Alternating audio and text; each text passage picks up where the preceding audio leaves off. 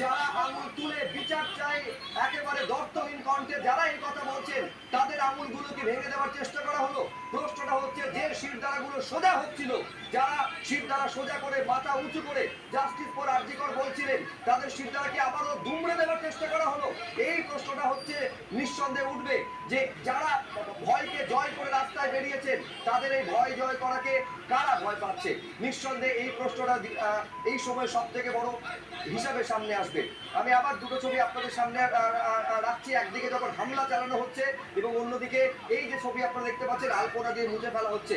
আমার নিঃসন্দেহে এই প্রশ্নগুলো বারে বারে অতটুকু সঙ্গত কারণে আসবে যে এক হচ্ছে যে তাহলে কি ফোর্স করা আবার শুরু হলো, এক, আর দুই হচ্ছে যে আঙুল ভেঙে দেওয়ার কথা বলেছিলেন উত্তরবঙ্গ উন্নয়ন মন্ত্রী।